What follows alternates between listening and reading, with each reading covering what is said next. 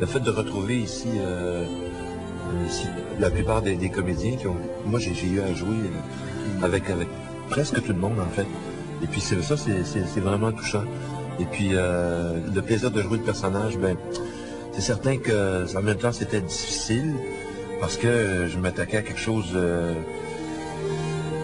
c'est presque mythique ici au Québec, là. Puis il y a longtemps entre Alexis et Séraphin. On était en fin de journée, ce qui précède la bataille. Il y a un plan on a eu le temps de faire un plan de la scène. Non, c'est vrai que le décor, au départ, m'a énormément inspiré. Puis c'est la rencontre de ces gens-là, beaucoup avec qui j'avais pas travaillé. J'ai très hâte de voir. C'est un monde que je connaissais. Et je me dis, mais c'est pas si loin là, dans notre histoire, ça. Là, on a tendance à penser que... Le côté sauvage,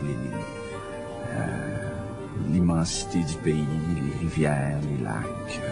Ça, c'est des images que je possède déjà venant de l'Abitibi. On est pris dans une ville, pris dans un village. On est coincé là par la foule. Quelles erreurs ils ont commis, si on veut continuer à avancer, apprendre des erreurs des générations précédentes. En une génération, on a travesti ce qui était le français pour en faire un Canadien français, qui n'était plus un français d'origine, qui était vraiment devenu un coureur de bois, l'habitant, celui qui habite la terre, celui qui part. Qu'est-ce qu'il voulait faire encore avec cette histoire-là? Parce qu'on a, si on veut, souvent entendu parler de différentes façons. Donc, j'étais curieux, mais je doutais un peu. Il n'y a pas besoin de faveur de Séraphin. C'est quand même une dualité intéressante dans ce film-là, c'est-à-dire que Robert en faisait mention tout à l'heure, une espèce de dualité entre ce qu'on a toujours été, c'est-à-dire fondamentalement un peuple de coureurs des bois qui, par la force des choses, a été obligé de se replier sur des terres pour des raisons rationnelles, pas des raisons sûrement émotives. Cette espèce de dualité-là, c'est très, très présent, le personnage d'Alexis et le personnage de Séraphin. Il n'est jamais tombé amoureux d'aucune femme. Je veux dire, amoureux, oui, peut-être un peu, mais pas comme avec Donalda. Je pense que c'est l'amour de sa vie. Je pense qu'à cet âge-là, après avoir vécu ce qu'il a vécu, après avoir eu autant de femmes qu'il voulait, quand il tombe sur l'amour qu'il a pour Donalda, c'est pour de bon. C'est pour ça qu'il tient tant, qu'il reste.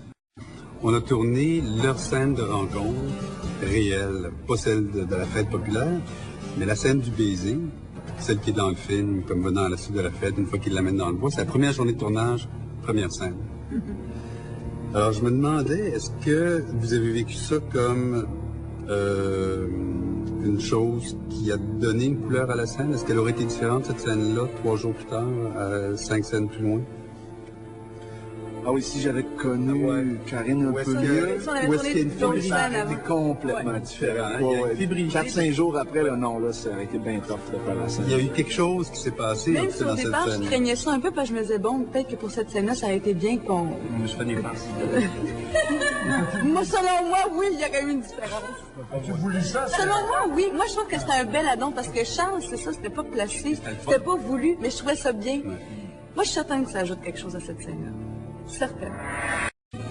C'est-à-dire d'en profiter au même titre. Quand je voyais les enfants courir et qui posaient des questions sur les questions techniques, tout ça, il y avait une espèce de magie, là, puis t'avais vraiment le goût d'embarquer là-dedans, puis d'aider à la créer, tu sais. Ça entraîne leur enthousiasme, Ouais, leur curiosité.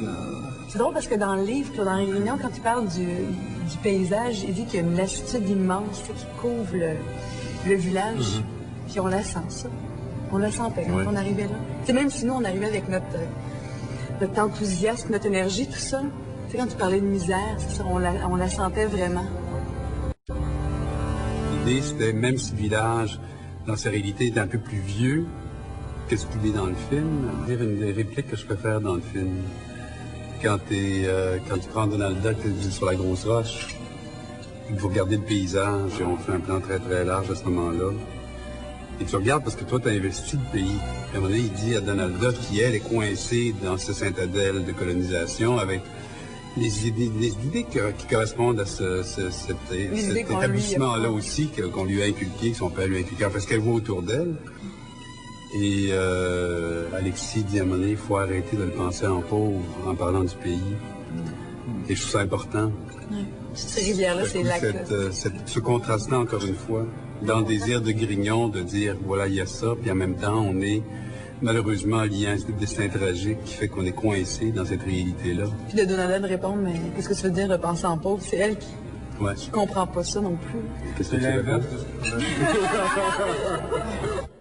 Je trouvais ça intéressant dans la lecture qu'on en faisait, de dire, bon, on va raviver ce drame-là, donc on va faire en sorte que ces deux personnages-là vont être très amoureux, et beaucoup plus qu'ils ne le sont dans l'œuvre de Grignon. Au mieux, ils sont cousins avec un béguin. C'était la première fois que j'avais joué des scènes un petit peu plus amoureuses. Et mais ça, je faisais confiance à Charles aussi, on s'en était parlé. Je faisais confiance à Charles et à Roy. Là.